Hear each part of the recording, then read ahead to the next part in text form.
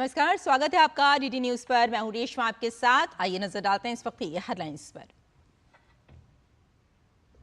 Donald Trump ने राष्ट्र से संबोधन में ईरान पर हमले को बताया सफल, कहा फोर्डो, नतांज और अस्फहान न्यूक्लियर साइट्स को किया ध्वस्त, वहीं ईरान ने ज्यादा नुकसान से किया इनकार।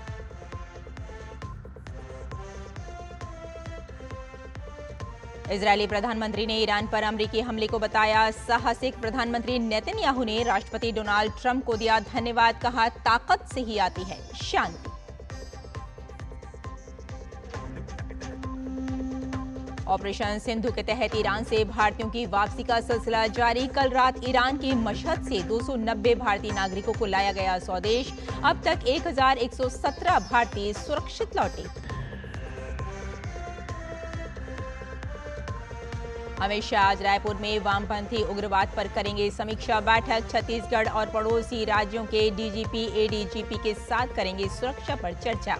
नेशनल फॉरेंसिक साइंस यूनिवर्सिटी के रायपुर परिसर की रखेंगे आधारशिला।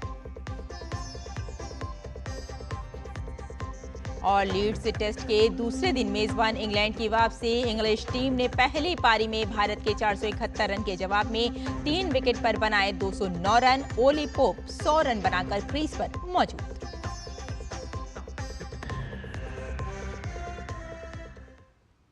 और अब समाचार विस्तार से।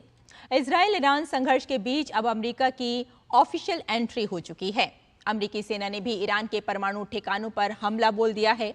अमेरिका ने अपने बम वर्षक B-2 बॉम्बर से 3 न्यूक्लियर साइट पर हमले किए हैं। अमेरिकी राष्ट्रपति डोनाल्ड ट्रंप ने कहा है कि हमले बेहद सफल रहे हैं। इस वक्त की ये एक बड़ी खबर है जो हम आपको बता रहे हैं। ईरान के 3 परमाणु ठिकानों को अमेरिका ने निशाना बना दिया है और अपने संबोधन में भी ट्रंप ने कहा कि हमने ईरान में फोर्डो, नतांज और इस्फहान सहित 3 परमाणु स्थलों पर अपना बहुत सफल हमला पूरा कर लिया है। साथ ही उन्होंने ये भी कहा कि सभी विमान अब ईरान के हवाई क्षेत्र से बाहर हैं। उन्होंने इस बात की भी पुष्टि की कि प्राथमिक स्थल फोर्डो पर बमों का पूरा पेलोड गिराया गया है। ट्रंप ने कहा कि दुनिया में कोई और सेना नहीं है जो ऐसा कर सके, लेकिन अब शांति का समय है। अमेरिकी हमलों के बाद ईरान के सरकारी टीवी ने दावा किया कि अमेरिकी हमलों से कुछ वक्त पहले ही ईरान ने तीनों ही परमाणु ठिकानों को खाली कर लिया था। बता दें कि अमेरिकी बॉम्बर्स ने फोर्डो, नतांज और इस्फहान परमाणु सुविधाओं पर एयर स्ट्राइक की थी। ईरानी टीवी ने दावा किया कि इस्लामिक रिपब्लिक के परमाणु उद्योग को बमबारी करके नष्ट नहीं किया जा सकता है। हालांकि संयुक्त राष्ट्र के विशेषज्ञों ने अमेरिकी हमलों की कड़ी निंदा की है। संयुक्त राष्ट्र ने इसे अंतर्राष्ट्रीय कानून का उल्लंघन करार दिया है। ईरान में मानवाधिकारों पर विशेष प्रतिवेदक सहित विशेष प्रतिवेदकों के समूह ने इजराइल पर ईरानी मिसाइल हमलों पर भी आपत्ति जताई है। संयुक्त राष्ट्र ने एक बयान में ये भी कहा कि हमले अंतर्राष्ट्रीय कानून के मौलिक सिद्धांतों का घोर उल्लंघन करते हैं।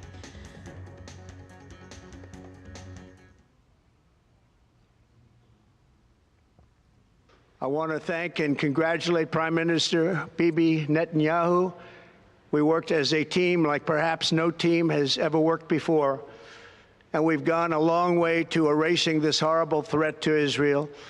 I want to thank the Israeli military for the wonderful job they've done, and most importantly, I want to congratulate the great American patriots who flew those magnificent machines tonight, and all of the United States military on an operation the likes of which the world has not seen in many, many decades. With all of that being said, this cannot continue. There will be either peace or there will be tragedy for Iran far greater than we have witnessed over the last 8 days. Remember, there are many targets left. Tonight's was the most difficult of them all, by far, and perhaps the most lethal. But if peace does not come quickly, we will go after those other targets with precision, speed, and skill. Most of them can be taken out in a matter of minutes. और संयुक्त राष्ट्र महासचिव Antonio Guterres ने अमेरिकी हमले पर चिंता जताते हुए इसे शांति और सुरक्षा के लिए खतरा बताया है।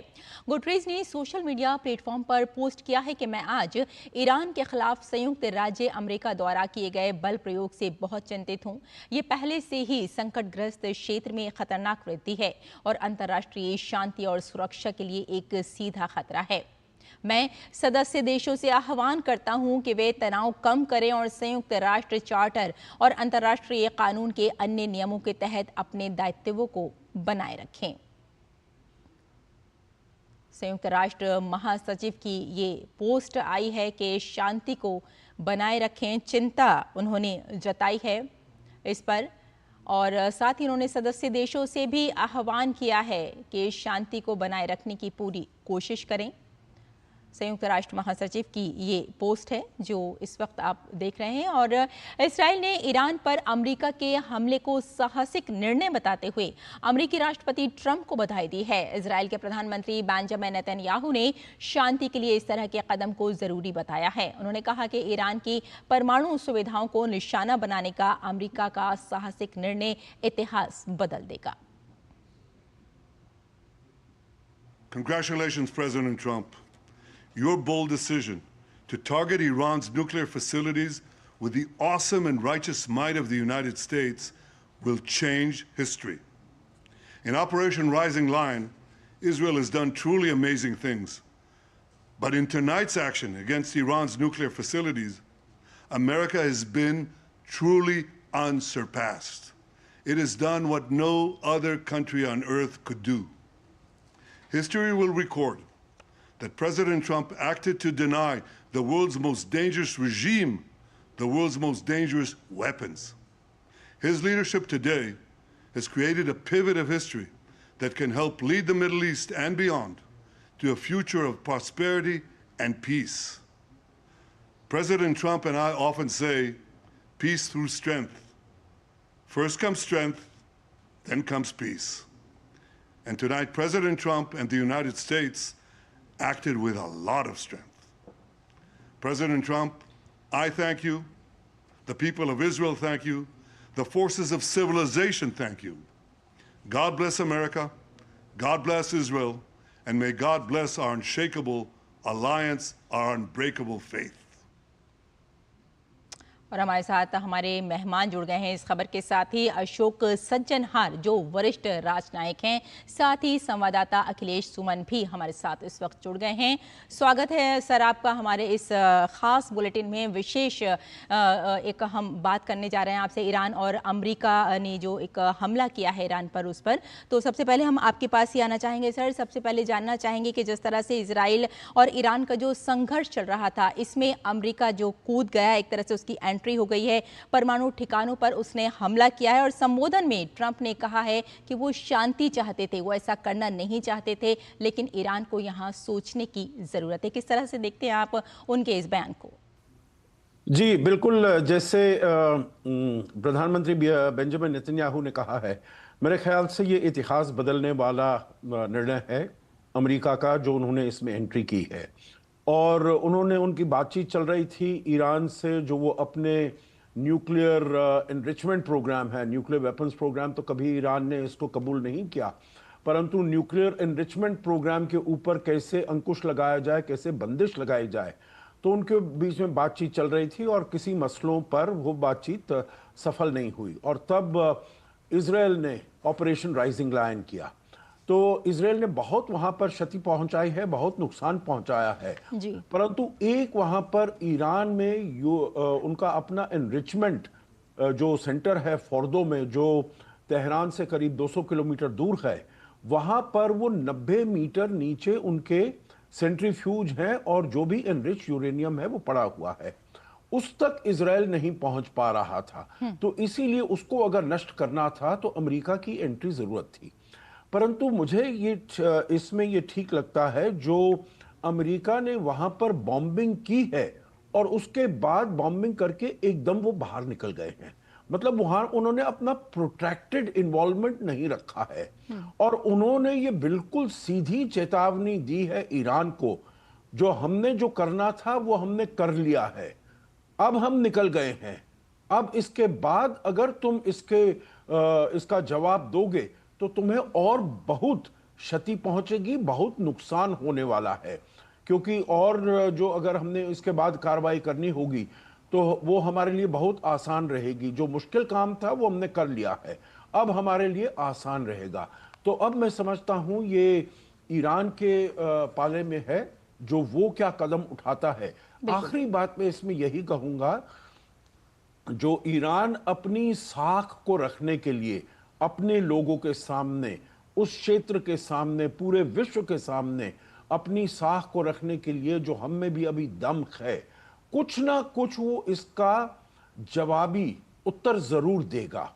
परंतु मेरे विचार से वो केवल प्रोफॉर्मा और फेस सेविंग होगा।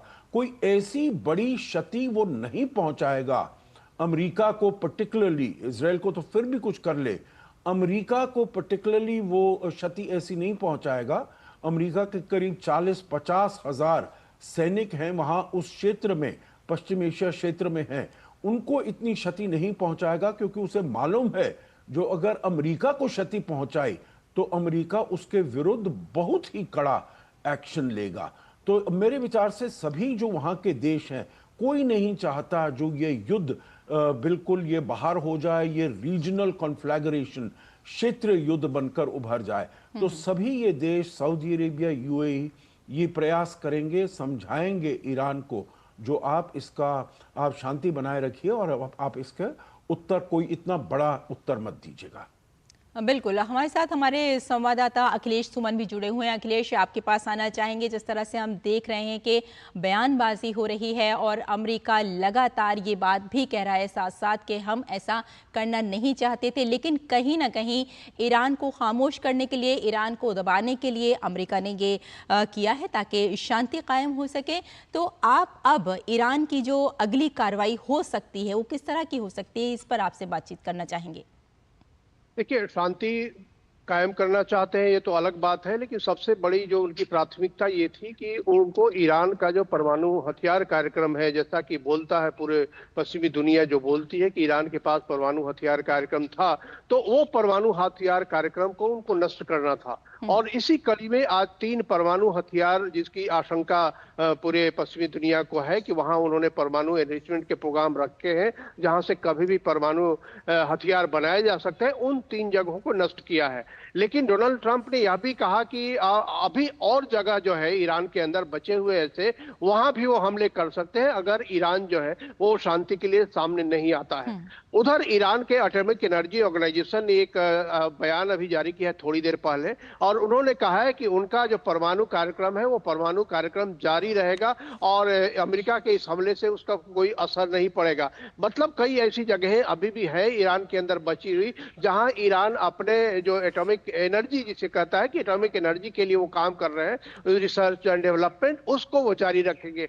तो अब एक तरीके से ईरान ने अपनी तरफ से संकेत दिया है कि वो पूरी तरह अमेरिका के सामने झुकने को तैयार नहीं है। उधर ईरान ने फ्रांस को अभी थोड़ी देर पहले कहा है कि हमें न्यूक्लियर हथियार नहीं, न्यूक्लियर ऊर्जा पर काम करने का अधिकार है, इस अधिकार को न छीना जाए। आपको याद होगा कि कल जिनेवा में बात हुई थी E3 के मेंबर्स के बीच में और ईरान के बीच में, जिसमें कि फ्रांस, जर्मनी और ब्रिटेन के विदेश मंत्री थे और ईरान के विदेश मंत्री थे। वहां भी इस पर काफी बात हुई और उसके बाद जब कोई बात नहीं बनी तो आज जब इस समय हमला किया अमेरिका ने, तो निश्चित तौर पे अमेरिका का यह संकेत था कि आपको अपना जो कार्यक्रम है वो किसी शब्दों के जाल में बंधकर मत फंसाइए, हम सीधी कार्रवाई करेंगे और आप सीधी बात करिए। तो निश्चित तौर पे ईरान के लिए एक बहुत बड़ा संकेत है, और ईरान नहीं पूरी दुनिया के लिए एक बहुत बड़ा संकेत है। जैसा कि अशोक सजनहार जी कह रहे थे कि निश्चित तौर पे एक विल पावर एक दिखाया है अमेरिका ने, और इस विल पावर के हिसाब से अमेरिका ने कार्रवाई की है। अब देखना होगा कि ईरान क्या करता है। निश्चित तौर पे ईरान एक सांकेतिक कार्रवाई जरूर करेगा, एक 2 सांकेतिक कार्रवाई करेगा, लेकिन जैसा कि ईरान का पिछली हमने कई बार हिस्ट्री देखी है कि वो सांकेतिक कार्रवाई करके चुप हो जाता है। और अब जो चुनौती है ईरान के सामने कि उसकी बची खुची जो और परमाणु कार्यक्रम के जो जगहें हैं, उन परमाणु कार्यक्रम के जगहों पर वो किस तरीके का करता है, पूरी तरह IAEA का नियंत्रण उस पर होता है नहीं होता है, साथ साथ बयानबाजियां क्या होती है, क्योंकि देखिए बयानबाजियां बहुत महत्वपूर्ण होती है। सद्दाम हुसैन अगर इतिहास याद कीजिएगा, इराक के राष्ट्रपति थे सदाम हुसैन, भी जितना करते नहीं थे उससे ज्यादा बयानबाजी करते थे, और इस बयानबाजी के तहत उन्होंने अपने महल में जॉर्ज बुश के फोटो भी लगवा दिए थे, उस पर चढ़ के चलते थे। और उसी तरह से ईरान के जो खामनेई हैं, वो या सारे लोग कहते हैं death to America, death to Israel. तो इस तरह की बयानबाजियों से भी बहुत सारी चीजें बढ़ती है और उसका भी एक असर होता है। तो अब देखना ही होगा कि ईरान की तरफ से बयानबाजियां क्या आती है, और ईरान इस मामले पे किस तरीके से जो यूरोपियन नेशंस के साथ अभी बात कर रहा है, वो किस तरीके से उनको संदेश देता है, ताकि अमेरिका के साथ कोई फाइनल बातचीत हो और अपना परमाणु कार्यक्रम वो पूरी तरह से खत्म करे। क्योंकि मुझे जो लगता है कि ये बात सिर्फ यही अमेरिका नहीं रोकेगा, अमेरिका इस बात के लिए दबाव बनाएगा कि आप अपना पूरा परमाणु कार्यक्रम को जीरो पर ले जाइए। जीरो पर ले जाने के पहले अमेरिका शायद नहीं मानेगा। जी बिल्कुल अखिलेश सुमन, आप हमारे साथ बने रहिए। हमारे साथ हमारे एक और मेहमान इस वक्त जुड़ गए हैं, प्रोफेसर संजय भारद्वाज। आप school of international studies JNU में हैं। आपसे आपके पास आना चाहेंगे प्रोफेसर संजय भारद्वाज जी। बहुत बहुत आपका हम स्वागत करेंगे डीडी न्यूज़ पर। और जिस तरह से आप देख रहे हैं कि हम बात कर रहे हैं कि किस तरह से इजराइल ईरान और संघर्ष में अमेरिका की एंट्री हो चुकी है, और जिस तरह से हम देख रहे हैं बड़ी धमाकेदार उसने एंट्री की है, और बार बार वो इस बात पर भी बात कर रहा है कि हम जंग नहीं चाहते, हम चाहते हैं शांति। लेकिन जिस तरह से उसने 3 परमाणु विस्फोट हमले किए हैं और बताया है कि किस तरह से ईरान के पास जो परमाणु एक उसके ठिकाने थे, तीनों पर ही उसने हमला कर दिया है। तो क्या आपको लगता है कि अब ईरान कहीं ना कहीं कमज़ोर पड़ता हुआ नज़र आएगा, या कहीं ना कहीं वो खामोश नज़र आएगा, या अब किस तरह से उसकी कार्रवाई हो सकती है? क्या कर सकता है ईरान? जी नमस्कार रेशमा जी। देखिए, मुझे लगता है कि ये संभावित था, और अमेरिका एक तरीके से, जिस तरीके से ट्रम्प जी 7 का समिट छोड़ के और अमेरिका आए, तो मुझे लग रहा था एक डिटर्मिनेशन के साथ में ये आगे बढ़ रहे थे, और इजराइल के पीछे भी शुरू से ही अमेरिका खड़ा हुआ। देखिए, इसके 3 मायने हैं। एक राजनीतिक मायना है, एक स्ट्रेटेजिक मायना है, और एक इकोनॉमिक भी इसके मापदंड है। देखिए, जहाँ तक स्ट्रेटेजिक बात करते हैं, निश्चित रूप से आपने सभी ने इस बात का डिस्कशन किया कि जो ईरान जिस तरीके से परमाणु हथियारों पे काम कर रहे थे, वो न केवल इजराइल के लिए एक बहुत बड़ा खतरा था, बाकी जो मिडिल ईस्ट के कंट्री हैं वो भी ईरान से इस बात के लिए प्रसन्न नहीं थे, खुश नहीं थे। उनको भी एक तरीके से शंका थी और भय था।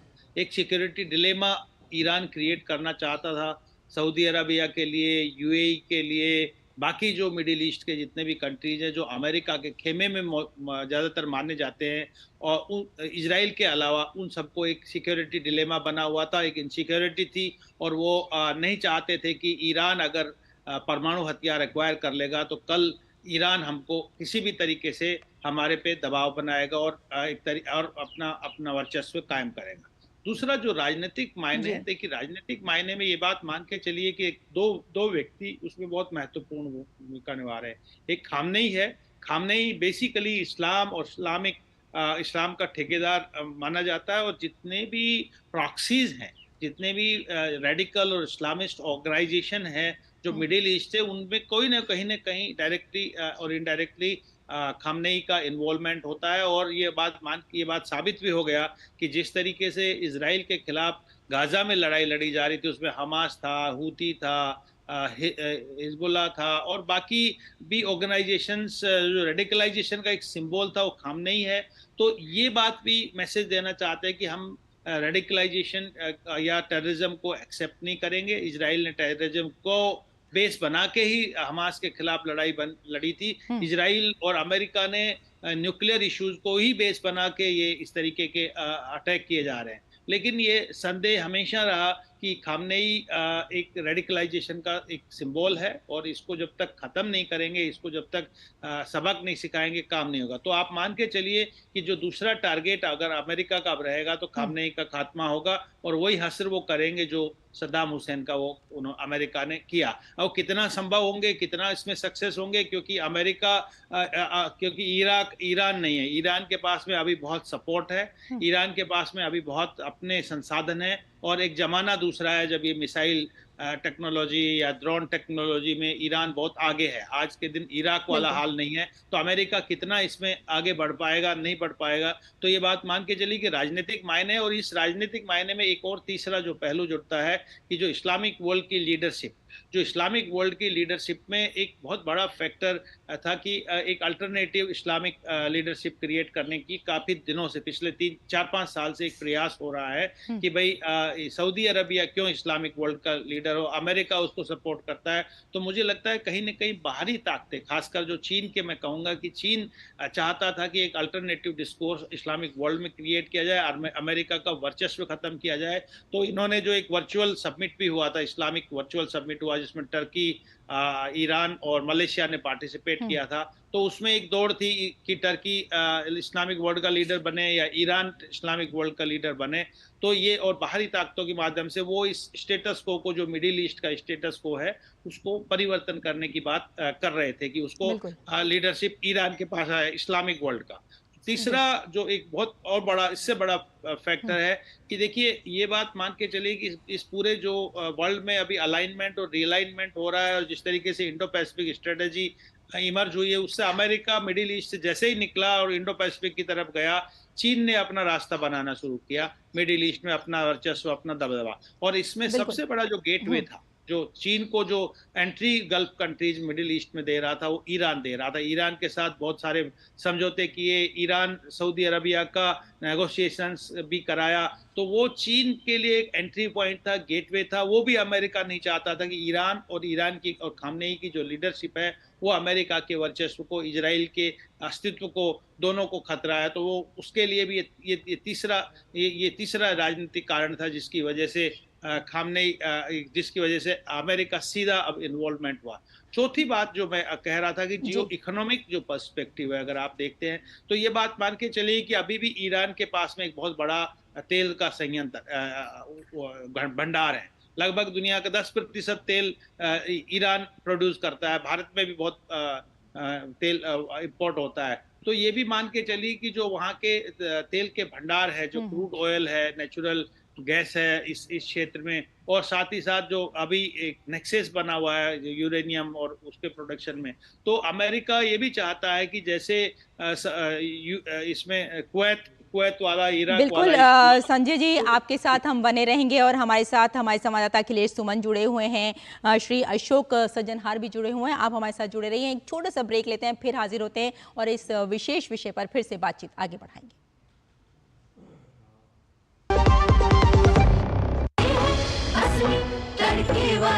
ये तो बड़ी समझदार, बड़ी होशियार, Great taste का असली taste MDH ginger garlic paste. विभाग अनेक, कंप्लेंट बॉक्स 1। किसी भी सरकारी दफ्तर, विभाग या बैंक से जुड़ी शिकायत के लिए pgportal.gov.in पर जाएं, रजिस्टर करें, संबंधित विभाग चुनें, शिकायत दर्ज करें और ट्रैकिंग आईडी नोट करें। एसएमएस या ईमेल पर एक्नॉलेजमेंट पाएं और शिकायत का जवाब सीधे मंत्रालय से प्राप्त करें। अब तक 1 करोड़ 12 लाख से अधिक भारतीयों ने भरोसा जताया। सीपी ग्राम्स, आपकी हर शिकायत का हल। अभी शिकायत दर्ज करें pgportal.gov.in। LIC लाया है unit linked insurance plan index plus. जीवन बीमा पाइए और निफ्टी स्टॉक्स के साथ अपने मार्केट रिटर्न्स को तेजी से बढ़ाइए। इस अट्रैक्टिव कॉम्बिनेशन के साथ अपना कल सुरक्षित कीजिए। सिर्फ 2500 रुपए मंथली प्रीमियम से शुरुआत कीजिए। आज ही LICindia.in पर जाएं। ब्रेक के बाद आपका एक बार फिर स्वागत है। जिस तरह से आप जानते हैं, हम बात कर रहे हैं ईरान और अमेरिका के बीच जो एक संघर्ष चल रहा है उस पर बातचीत कर रहे हैं आपके साथ। और हमारे साथ हमारे वरिष्ठ मेहमान भी जुड़े हुए हैं। हमारे संवाददाता अखिलेश सुमन हैं और श्री अशोक सज्जनहार हैं, और इसके अलावा हमारे साथ संजय जी भी जुड़े हुए हैं। और सबसे पहले इस वक्त हम सज्जनहार जी आपके पास आना चाहेंगे और जानना चाहेंगे कि जिस तरह से हम बातचीत कर रहे हैं, बहुत सारी बयानबाजियाँ भी हम देख देख रहे हैं कि बयानबाजी लगातार आ रही है और ट्रंप क्या चाहते हैं, नेतन्याहू क्या चाहते हैं और उस पर ईरान की क्या कार्रवाई हो सकती है, इन सब पर हमने खूब बात कर ली। अब हम ये जानना चाहेंगे कि जिस तरह से हम बार बार ये देख रहे हैं कि कहीं ना कहीं इसका उल्लंघन तो हो ही रहा है शांति का, लेकिन साथ ही साथ हम ये भी देख रहे हैं कि कहीं ना कहीं जो संयुक्त राष्ट्र है वो भी इस हक में नहीं था कि ये जंग आगे बढ़ाई जा सके और अमेरिका को की उसने निंदा भी की है। कहीं ना कहीं इस चीज को आप किस तरह से देखते हैं? सॉरी, बहुत धन्यवाद रेशमा जी इस प्रश्न के लिए। देखिए, मैं समझता हूं जो संयुक्त राष्ट्र संघ का जो रेलेवेंस है, का जो महत्व है, ये पिछले कुछ समय में बहुत कम हो गया है। क्योंकि हम देख रहे हैं, देखिए संयुक्त राष्ट्र संघ का और पर्टिकुलरली जो उनके सिक्योरिटी काउंसिल का, उनका मैंडेट क्या है, उनका रिस्पॉन्सिबिलिटी क्या है? उनका मैंडेट है जो पूरे विश्व में शांति स्थापना करना। और रूस और यूक्रेन का युद्ध ये चल रहा है पिछले 3.5 साल से ऊपर हो गए हैं, या उसके आसपास हो गए हैं। फरवरी 2022 में शुरू हुआ, अब जून 2025 हो गया है, तो करीब 3.5 साल हो गए हैं। बहुत बारी इसकी जो चर्चा हुई है यूएन सिक्योरिटी काउंसिल में हुई है। देखिए, बात ऐसी है, जब कोई भी मसला वहां पर जाता है, संयुक्त राष्ट्र संघ में जाता है और पर्टिकुलरली सिक्योरिटी काउंसिल में डिस्कशन के लिए जाता है, अगर उसमें कोई P5 मेंबर इन्वॉल्व है तो उसका आगे बढ़ने का कोई भी किसी भी प्रकार का वो रेजोल्यूशन अडॉप्ट होने का पॉसिबिलिटी बिल्कुल नहीं होती है। इसीलिए आपने देखा है यूएन सिक्योरिटी काउंसिल में रूस के विरुद्ध कितनी भी रेजोल्यूशंस आई हो, पर रूस हमेशा उसको वीटो कर देता है। वो जनरल असेंबली में जाती है, जनरल असेंबली में उसको 140 वोट मिलता है, 145 वोट मिलता है 193 देशों में, परंतु उसका कोई इतना मॉरल फोर्स तो होगा, डिप्लोमेटिक फोर्स होगा, परंतु ऑन द ग्राउंड, जमीनी तौर पर उसका कोई फोर्स नहीं होता है। यही रेशमा जी हमने देखा है जो वहां पर इजराइल और हमास में हो रहा है, और बहुत सारे ऐसे देश कहते हैं जो ये जेनोसाइड कर रहा है। इजराइल, वहां पर 60,000 लोग मारे गए हैं, उसमें 20-30 हजार बच्चे मारे गए हैं, परंतु फिर भी, और बहुत कमेंट्स आए हैं केवल संयुक्त राष्ट्र संघ से नहीं परंतु और देशों से, यूरोप से देखिए, एशिया से देखिए, सब ने बड़ी क्रिटिसिज्म की है। परंतु जब भी यूएन सिक्योरिटी काउंसिल में इसके ऊपर बातचीत हुई है तो हमेशा अमेरिका इसको वीटो कर देता है, क्योंकि अमेरिका और इजराइल इसमें बहुत उनका जो गठबंधन है, गठजोड़ है, वो बहुत ही पावरफुल है, बहुत ही स्ट्रॉन्ग है। बिल्कुल सज्जनहार जी, आपसे बातचीत हमारी जारी रहेगी इसी टॉपिक पर यूएन के। फिलहाल एक छोटा सा ब्रेक और लेते हैं, जल्द हाजिर होते हैं, हमारे साथ बने रहिए।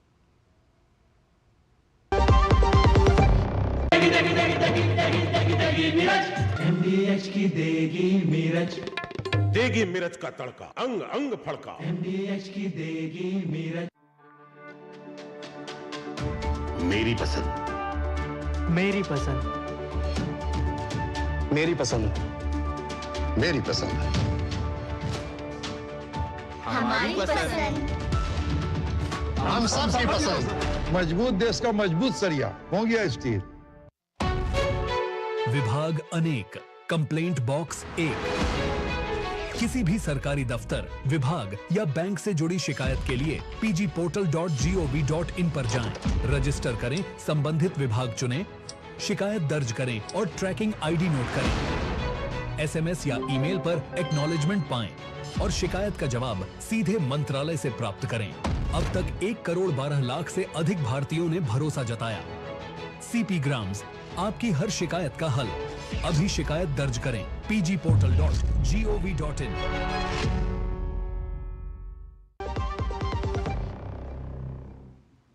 एक बार फिर आपका स्वागत है डीडी न्यूज़ पर। आइए आगे बढ़ते हैं और आपको एक बार फिर बता दें कि जिस वक्त अमेरिका ईरान पर हमला कर रहा है, उस वक्त अमेरिका के राष्ट्रपति डोनाल्ड ट्रंप अपने वरिष्ठ सहयोगियों के साथ स्थिति पर नज़र बनाए हुए थे। जी हाँ, एक बड़ी खबर इस वक्त हम आपको बता रहे हैं कि डोनाल्ड ट्रंप अपने वरिष्ठ जो उनके सहयोगी हैं उनके साथ पूरी तरह जो स्थिति है उस पर अपनी नज़र बनाए हुए थे, और जो रणनीति अब वो अपनाने जा रहे हैं उस पर उन सहयोगियों के साथ वो बातचीत कर रहे हैं।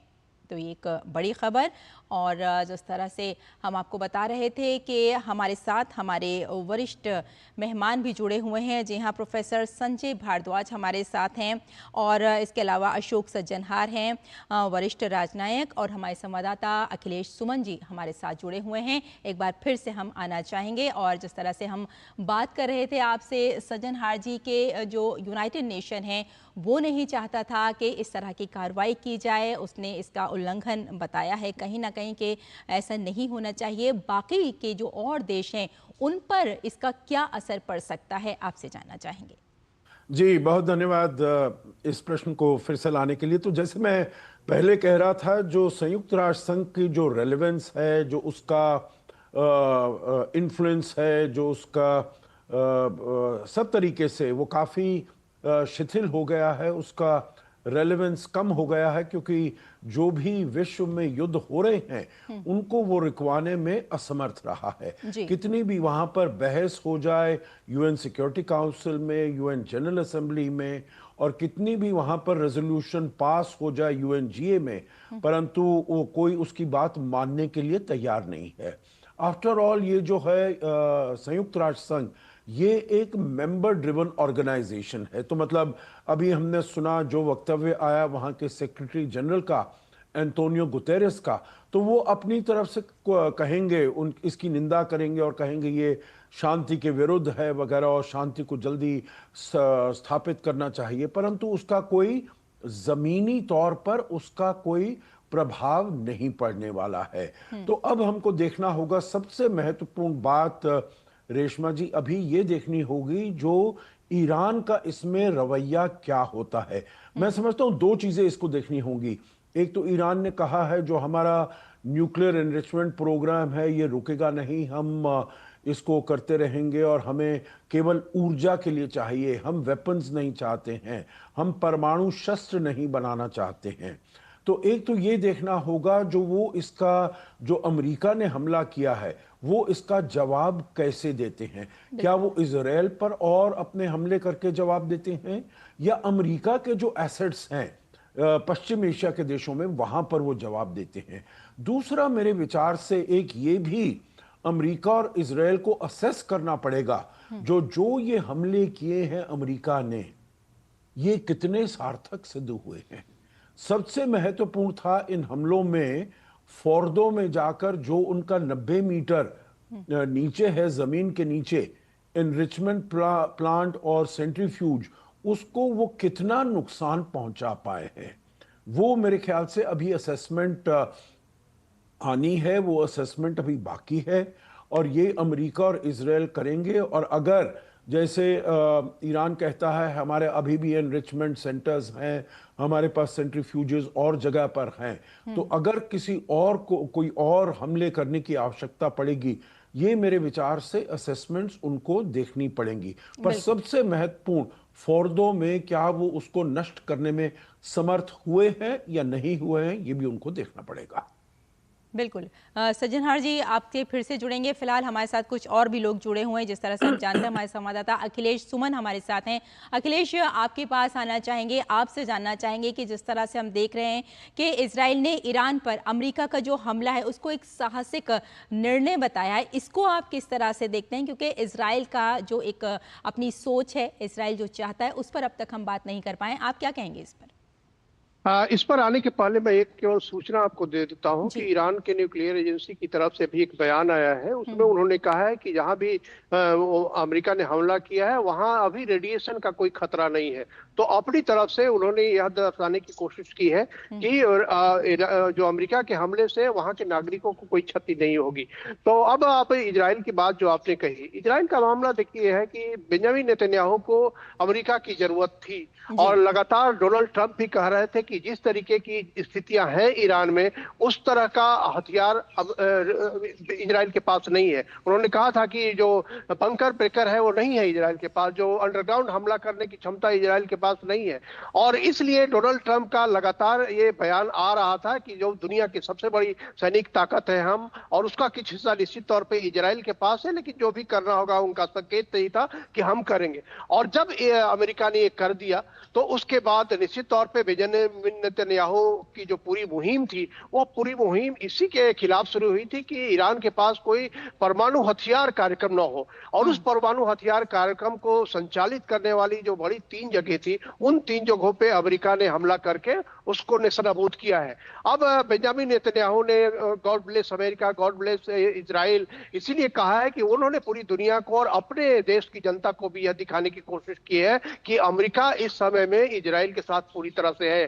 तो एक तरह से कहे कि इजराइल की जनता निश्चित तौर पे, मैं जब इजरायलियों से कुछ लोगों से बात कर रहा था, लगातार उनके संपर्क में था, तो एक दहशत का माहौल इजराइल के अंदर भी था। मैं बताऊं आपको कि जिस तरीके से ईरान के हमले हो रहे थे, ईरान कह रहा था कि हम सैनिक ठिकानों पे हमला कर रहे हैं, लेकिन निश्चित तौर पे उससे नागरिक भी तबाह हो रहे थे, नागरिक इंफ्रास्ट्रक्चर तबाह हो रहा था, जिसको कि आज का इजराइल उसको कल्पना नहीं थी होती थी कि इस तरह से हमले उनके तेल अवीव के अंदर हो सकते हैं। इस तरह के हमले उनके कई अन्य शहरों पे हो सकते हैं, जो पोर्ट है उन पे हमले हो सकते हैं। तो निश्चित तौर पे इजराइल के लोग भी परेशान थे। लेकिन आज जब अमेरिका ने हमला किया है तो बेंजामिन नेतन्याहू ने अपने देश के लोगों को भी यह संकेत देने की कोशिश की है कि घबराने की जरूरत नहीं है, अमेरिका हमारे साथ है, और ईरान आगे कोई और कदम उठाएगा तो अमेरिका अब हमारे साथ पूरी तरह आ गया है। तो एक संकेत उन्होंने अपने लोगों को देने का प्रयास किया है अपने बयान के माध्यम से। जी बिल्कुल। अब आना चाहेंगे, बात करना चाहेंगे प्रोफेसर संजय भारद्वाज जी, आपसे बात करना चाहेंगे। जिस तरह से हम देख रहे हैं कि राष्ट्रपति ट्रंप ने हमलों को बेहद सफल बताया है और ये भी कहा है कि कोई सेना ऐसा कर ही नहीं सकती जैसा कि अमेरिका की सेना ने किया है। वहीं अगर हम बात करें विश्व की या और दूसरे देशों की, तो इस संघर्ष का दूसरे देशों पर किस तरह का असर पड़ सकता है? नहीं, निश्चित रूप से इसका असर का तो आप मान के चलिए कि 2-3 जो विषय हैं, एक खासकर जो अखिलेश जी ने भी इस बात का जिक्र किया कि जो रेडिएशन का, अगर वहाँ पे कोई किसी तरीके के रेडिएशन लीक होते हैं और बाकी जो न्यूक्लियर जो प्रोग्राम जो उनके बेसिस हैं उन पे अगर असर पड़ता है, तो जो आस पड़ोस के देश हैं वहाँ तक भी इसके फैलने के खतरे होंगे। वो न केवल ईरान के लोगों के लिए, बाकी, और ये बात इंटरनेशनल एटॉमिक एनर्जी एजेंसी ने ये बात इंडिकेट किया था कि जिस तरह अगर उनके बेसिस जो प्रोग्राम्स हैं उन पे अगर अटैक किया जाएगा तो ये एक पूरी संभावना है। अब इसमें रूल आउट ईरान कर रहा है कि नहीं, हाँ, इसमें कोई फर्क हमारे पे पड़ नहीं रहा। इतनी जल्दी वो कंक्लूड कर दिया कि रेडिएशंस नहीं इमर्ज हो रहे हैं। तो एक तो ये मान के चलिए कि जो लोगों के स्वास्थ्य पे और लोगों के दिनचर्या पे इसका बहुत बड़ा प्रभाव पड़ेगा। दूसरा जो प्रभाव की बात कही, तो सबसे बड़ा जो प्रभाव पड़ेगा वो इकोनॉमिक पे पड़ेगा, क्योंकि जैसे मैंने जिक्र किया कि भारत भी लगभग 10 से 11%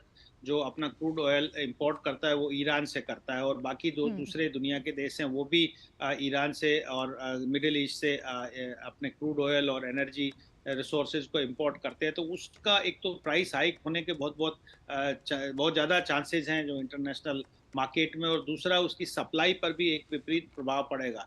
तो तीसरा बहुत बड़ा प्रभाव जो अगर पड़ने का है, तो जो स्ट्रेट ऑफ हार्मुज है जिससे बाकी कंट्रीज का इंपोर्ट होता है, उस पे भी अगर ईरान वहाँ पे अपना स्ट्राइक करता है या अमेरिका को रोकने का प्रयास करता है, तो वो भी डिस्टर्ब होता है, और उससे भी लगभग 10 से 15% ट्रेड पे इम्पैक्ट पड़ेगा कि जो ट्रेड होता है मिडिल ईस्ट के साथ में उस दुनिया का, उसके ऊपर भी प्रभाव पड़ेगा। और सबसे ज़्यादा जो प्रभाव पड़ेगा डेवलपिंग इकोनॉमीज, डेवलपिंग कंट्रीज भी, क्योंकि ये सिर्फ और सिर्फ इंपोर्ट और एक्सपोर्ट और क्रूड से ही नहीं जुड़ा हुआ है। उस पे जो एट होम लोगों के इन्फ्लेशन बढ़ेगा, लोगों में जब हर तरीके के जो इमरजेंट इकोनॉमिक इम्प्लीकेशंस जो बढ़ेंगे, वो ग्लोबल साउथ पे उसका प्रभाव पड़ेगा। निश्चित रूप से जो ग्लोबल साउथ का एक अपना वर्चस्व बढ़ रहा था, चाहे वो डिस्कशन में नॉर्थ साउथ के साथ में अभी G20 में जिस तरीके से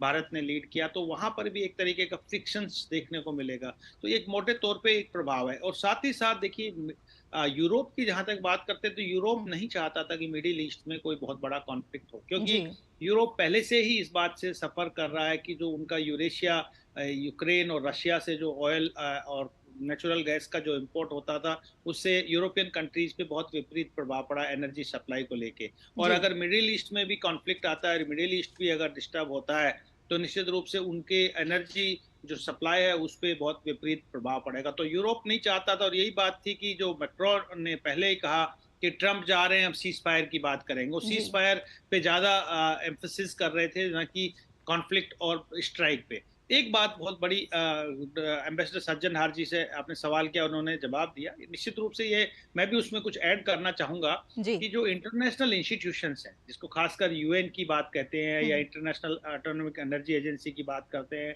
WHO है या बाकी जो इंस्टीट्यूशंस हैं, ये बात मान के चलिए कि ये वेस्ट के हथियार हैं, ये संबल के हथियार हैं, और ये वही भाषा बोलते हैं, ऊपरी मन से दबदबा क्रिटिसाइज करते हैं, लेकिन ये अपना रेलेवेंस खो चुके हैं। और आज के दिन जो एक विश्वास था कि कॉमन सिक्योरिटी की अगर कोई किसी कंट्री पे अटैक होता है और कोई एक्सटर्नल उनकी सॉवरेनिटी और टेरिटोरियल इंटीग्रिटी पे अगर अटैक होता है तो यूएन सिक्योरिटी काउंसिल आपको प्रोटेक्ट करने में आएगी। ये बात साफ हो गई कि जब यूक्रेन और रशिया का कॉन्फ्लिक्ट हुआ तो यूक्रेन अपनी लड़ाई लड़ा, जो अगर किसी ने सपोर्ट किया तो कलेक्टिव सिक्योरिटी जो मैकेनिज्म था, यानी कि नाटो के कंट्रीज और यूरोपियन कंट्रीज ने, यूएन का उसमें यूएन सिक्योरिटी काउंसिल नहीं आया क्योंकि वहां वीटो हो रहा है, वहां प्रॉब्लम हो रहा है, वो पैरालाइज हो गया है। तो जो नाटो के कंट्रीज थे, क्योंकि उनकी सुरक्षा को अगला थ्रेट था, तो उन्होंने यूक्रेन को प्रॉक्सी बना के पूरा का पूरा रशिया के खिलाफ युद्ध लड़ा। तो जो इंटरनेशनल इंस्टीट्यूशंस हैं, चाहे वो इंटरनेशनल एटॉमिक एनर्जी इंस्टीट्यूशन हो, एजेंसी हो, या यूएन हो, या बाकी जो फोराज है, वो एक तरीके से पैरालाइज हो चुके हैं, वो इररिलेवेंट हो गए। जो सिस्टम दुनिया में इमर्ज हो गया है वो सेल्फ हेल्प सिस्टम हो गया, एक रियलिस्ट वर्ल्ड हो गया है, जहाँ पे कोऑपरेशन और इससे सबसे बड़ा इम्पैक्ट जो पड़ेगा, रेशमा जी मैं जो बताना चाह रहा हूँ, इससे क्या है, दुनिया में आर्म्स रेस बढ़ेगा जी। कि लोग सेल्फ हेल्प जब बात करेंगे तो अपने हथियार जुटाएंगे, तो एक तरीके से कुछ देशों के लिए हथियारों का मार्केट हो गया। लेकिन ये बात मान चली कि दुनिया हथियारों की तरफ ज्यादा बढ़ेगी, ना कि एजुकेशन की तरफ, ना कि स्वास्थ्य की तरफ और बाकी डेवलपमेंट। बहुत अच्छी आपने बात की कि दुनिया हथियारों की तरफ बढ़ेगी। वहीं हमारे साथ हमारे संवाददाता अखिलेश सुमन भी जुड़े हुए हैं, अखिलेश के पास चलते हैं। अखिलेश, जिस तरह से हम देख रहे हैं कि बयानबाजियां आ रही हैं और किस तरह से जो विचार साझा किए जा रहे हैं कि किस तरह से अमेरिका ने हमला किया है ईरान पर और उस पर कहीं ना कहीं इजराइल का जो एक दबाव कह लीजिए या फिर ये कह लीजिए कि उसका साथ दिया है अमेरिका ने इजराइल का। वहीं अगर हम मौलिक सिद्धांतों की बात करें, जो अंतर्राष्ट्रीय कानून का जो मौलिक सिद्धांत होते हैं वो कौन से सिद्धांत होते हैं और उन्हें किस तरह से देशों पर लागू किया जा सकता है? देखिए, इस पर आने के पहले मैं आपको एक सूचना दे दूं कि अभी अभी खबर आई है कि इजराइल ने अपना सारा एयर स्पेस क्लोज कर दिया है। मतलब इजराइल को इस बात की आशंका है कि ईरान की तरफ से बड़ा हमला हो सकता है, तो इसलिए उन्होंने अपना सारा एयर स्पेस क्लोज कर दिया है। मतलब वहां से न कोई नागरिक विमान जा सकते हैं, ना आ सकते हैं। तो यह एक बड़ी सूचना है। इजराइल इसके बाद अपनी तैयारी में लग गया है। जहां तक देखिए इंटरनेशनल कानून की स्थिति है, तो इंटरनेशनल कानून जो है यूएन का चार्टर है उससे गाइड होता है, और उसमें इंटरनेशनल कानून की जो एक यूएन चार्टर की जो एक मूलभूत जो बात वो है कि किसी भी देश की सोवरेनिटी जो है उसकी टेरिटोरियल इंटीग्रिटी पे किसी तरह का कोई खतरा नहीं हो, और इसके लिए जरूरत होगी तो यूएन जो है यूएन उसमें हस्तक्षेप करेगी। यूएन सिक्योरिटी काउंसिल जो प्रभावी देश है उसकी मदद करेगी। और इतिहास में ऐसे कई ऐसे मौके आए हैं जब किसी देश ने शिकायत की है कि हमारी संप्रभुता पे हमला हो रहा है, हमारी टेरिटोरियल इंटीग्रिटी को क्षति पहुंचाने की कोशिश की जा रही है। तो ऐसी स्थिति में कई बार होता है कि वो समझौतों से बाहर भी आ सकते हैं, जो कुछ ट्रीटी उन्होंने की है, ऐसी अगर कोई ट्रीटी की है किसी देश के साथ। तो ये सारी स्थितियां इसलिए बनाई गई थी, देखिए कि जो दुनिया के 193 देश है, वो 193 देशों को एक समान अधिकार रहे, उनका समान सम्मान रहे, और 5 जो सिक्योरिटी काउंसिल के परमानेंट मेंबर थे उनको एक तरीके से ओवरसीयर या गार्जियन की तरफ खड़ा किया गया था कि आप देखें कि कोई इस तरह की क्षति नहीं हो जिस तरह की फर्स्ट वर्ल्ड वॉर के दौरान हो गया था या सेकंड वर्ल्ड वॉर के दौरान हो गया था, जो छोटी सी कॉन्फ्लिक्ट थी और छोटी सी कॉन्फ्लिक्ट विश्व युद्ध में बदल गई थी। तो इसीलिए थर्ड वर्ल्ड वॉर न हो, इसके लिए ये यूएन सिक्योरिटी काउंसिल, यूएनओ का इतना बड़ा ढांचा, ये सारा कुछ बनाया गया था। लेकिन निश्चित तौर पे भारत भी लगातार इस बात की ताकीद करता रहा है कि यूएन जो है निष्प्रभावी होता चला जा रहा है, और इसी निष्प्रभावी होने की वजह से जो कई देश हैं जो इस तरह का काम कर जाते हैं जिस तरह का काम उनको नहीं करना चाहिए, और यह प्रोवोक भी करता है कई बार यूएन सिक्योरिटी काउंसिल को। और यूएन सिक्योरिटी काउंसिल के जो ताकतवर देश होते हैं, अमेरिका जैसे देश या रूस जैसे देश, जो कि पहले से ही दो महाशक्ति है, वो प्रोवोक होने के बाद वो कुछ कार्रवाई करते हैं और उसके बाद यूएन पूरी तरह से हतप्रभ होकर चुप बैठा रह जाता है। तो निश्चित तौर पे यह एक बहुत ही बड़ा समय है, बहुत ही ऐसा समय है जब पूरी दुनिया को सोचना चाहिए, खास करके जनरल असेंबली के जो सामान्य सदस्य हैं उनको सोचना चाहिए। और इसीलिए दुनिया के कई देश, भारत उसमें सबसे ज्यादा आगे है कि यूएन सिक्योरिटी काउंसिल में रिफॉर्म और यूएन सिस्टम में पूरी तरह रिफॉर्म होना चाहिए, ताकि एक दो देश या वीटो देने वाले जो देश है, वीटो देने वाले देश का लास्ट से नहीं हो, बल्कि अन्य देश की भी बात मानी जाए, अन्य देश का भी हो। किस तरीके का मैकेनिज्म वो बनेगा, मेजॉरिटी माइनॉरिटी से बनेगा या किस तरीके से बनेगा, इन सारी चीजों पे हो रहा है। यूएन सिक्योरिटी काउंसिल पे भी टेक्स्ट बेस्ड नेगोशिएशन की बात चल रही है कि उसमें रिफॉर्म हो। तो ये सारी स्थितियां इस ओर ले जा रही है कि दुनिया की जो बहुध्रुवीयता है, बहुध्रुवीयता बने, कई ध्रुव बने दुनिया में ताकतवर, लेकिन साथ साथ यूएन जो है और यूएन सिक्योरिटी काउंसिल जो है एक न्याय संगत संस्था के रूप में उभरे, ताकि ईरान जैसी कोई समस्या ना हो, यूक्रेन जैसी कोई समस्या ना हो, और अगर कोई बड़ी महाशक्ति कहीं शामिल है तो उसी का दबदबा न चले, बल्कि अन्य देशों का उसमें से हो और उन पे दबाव बनाने की स्थिति बने। जी बिल्कुल अखिलेश, बातचीत हमारी जारी रहेगी। एक छोटा सा ब्रेक लेते हैं, जल्द हाजिर होते हैं। आप देखते रहिए डीडी न्यूज। सस्ते वाले दाल मसाले स्वाद हुआ बेकार, एमडीएच की हल्दी मिर्ची धनिया करे कमाल, ये रंग दे, ये खुशबू दे, ये तीखा, ये कम पड़े, क्या निराला एमडीएच मसाला। This is no ordinary sky. This is where legends are born. Squad 1, clear to space transition. Roger. Re-engaging heat. In the vast expanse above, the Indian Air Force reigns. Unseen, unstoppable, unmatched. Join the Indian Air Force to be a cut above. जब धरती चीर कर निकलता है लोहे का पत्थर और मिलता है मोंगिया के जोश से, फिर तपता है, पिघलता है और बनता है फौलाद। अब होता है सरिया सारी खूबियों के साथ। मोंगिया स्टील, मजबूत देश का मजबूत सरिया। ब्रेक के बाद एक बार फिर आपका स्वागत है और हम बात कर रहे हैं ईरान इजराइल संघर्ष में अमेरिका की जो एंट्री हुई है उस पर हम बातचीत करें। और हमारे साथ हमारे मेहमान जुड़े हुए हैं, प्रोफेसर संजय भारद्वाज जी हमारे साथ हैं और हमारे साथ श्री अशोक सज्जनहार जी जुड़े हुए हैं और हमारे संवाददाता अखिलेश सुमन भी हमारे साथ हैं।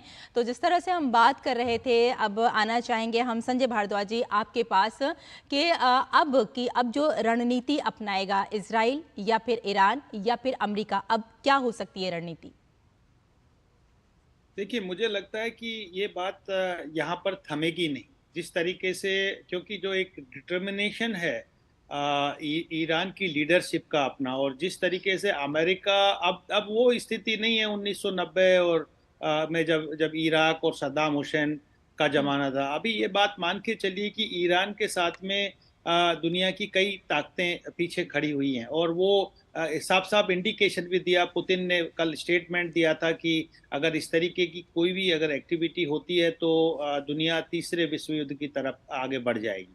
और ये बात भी जग जाहिर है कि जिस तरीके से चीन ने वहाँ पे ह्यूमैनिटेरियन असिस्टेंस ईरान में भेजा है, और जो कोलैबोरेशन है इनका, चाहे मिसाइल टेक्नोलॉजी में है या आप ड्रोन टेक्नोलॉजी में है, ईरान चीन और रशिया का, तो और रशिया के साथ में पार्टनरशिप भी है, मिलिट्री और स्ट्रेटेजिक पार्टनरशिप ईरान का जो हुआ है, तो इतना आसानी से खुमनेई और ईरान गिव अप नहीं करेंगे। निश्चित रूप से ये कोऑर्सिव डिप्लोमेसी का एक ट्रेंड एक दौर चल रहा है, और इसमें एक्सक्यूज जो इजराइल ने बनाया था टेररिज्म का, उसके आधार पे उन्होंने हमास का खात्मा किया और गाजा पे अपना प्रभुत्व कायम किया। लेकिन साथ ही साथ ये जो अभी ईरान में जो न्यूक्लियर आर्सेनल की बात है और न्यूक्लियर हथियारों को प्रोग्राम की बात है, तो अमेरिका और इजराइल ने इस बात को भी बेस बनाया कि जो इंटरनेशनल एटॉमिक एनर्जी एजेंसी है, उन्होंने जो रिपोर्ट दिया उसमें कहा कि नेतन्याहू का अपने भाषण में कहा कि ईरान कुछ ही महीनों या कुछ ही दिनों दूर है कि वो 90% तक अपना न्यूक्लियर प्रोग्राम तैयार करे। लेकिन ये बात भी साथ साथ इंडिकेट भी किया कि नेगोशिएशन जो चल रहा था अमेरिका के साथ में ईरान का, वो हॉल्ट पे आ गया। लेकिन ये भी इंडिकेट किया ईरान ने कि हम सिविल न्यूक्लियर प्रोग्राम की तरफ बढ़ सकते हैं, और उसमें फ्रांस से भी ये बात करने का, मैक्रोन से बात करने का कोशिश किया। तो मुझे लगता है कि इसमें प्रयास किया जाएगा कि डिप्लोमेटिक तरीके से, डायलॉग के माध्यम से इस बात को कुछ हद तक एक ब्रेक देके और एक नेगोशिएशन टेबल पे आ जाए। लेकिन ईरान, अगर खमेनी की लीडरशिप रही और ईरान इसी पर्सपेक्टिव और इसी एनर्जी के साथ काम चलता रहा, तो ये बात मान के चली कि वो अपना जो न्यूक्लियर प्रोग्राम है उसको गिव अप नहीं करेगा, और ये बात कह भी गया है, कह भी दिया उन्होंने। जी संजय जी, हमारे साथ अशोक सज्जनहार भी जुड़े हुए हैं, सीधे उनके पास चलते हैं। एक छोटा सा सवाल सर आपसे भी करना चाहेंगे कि अब अगर हम ईरान की बात करते हैं तो ईरान अब क्या सोच रखता है, किस तरह की कार्रवाई कर सकता है, क्या रणनीति उसकी हो सकती है? जी रेशमा जी, बहुत महत्वपूर्ण प्रश्न पूछा है आपने, क्योंकि ये मैं कहूँगा जो जिसे कहते हैं ना, the ball is in Iran court, क्योंकि सभी अब उधर से हमला हो गया है, अमेरिका से हमला हो गया है। इससे पहले कल रात तक सभी ये सोच रहे थे जो अमेरिका इसमें आएगा, उतरेगा या नहीं उतरेगा। अब अमेरिका ने ये उतर गया है, परंतु उन्होंने जैसे कहा जाए बिल्कुल सर्जिकल स्ट्राइक किया है। उन्होंने गए हैं 3 जो उनके न्यूक्लियर एनरिचमेंट प्लांट्स थे, जहां पर उनका न्यूक्लियर प्रोग्राम था ईरान का, वहां पर बमबारी की और वहां से बाहर निकल आए। मतलब कोई उन्होंने वहां पर प्रोट्रैक्टेड ऐसा वो नहीं किया हमला, जो वहां पर अभी हमले होते ही जा रहे हैं, जिसका कि जवाब देना ईरान अपने को बाध्य समझे। तो मैं समझता हूं तो ये जो बॉल है उसके पाले में है, ईरान के पाले में है। अब ये देखना पड़ेगा जो ईरान क्या करता है। मेरे विचार से ईरान के पास विकल्प बहुत कम है, क्योंकि अगर वो अमेरिका के ऊपर हमला करता है, वो कर सकता है, क्योंकि करीब 40-50 हजार सैनिक हैं अमेरिका के उस क्षेत्र में।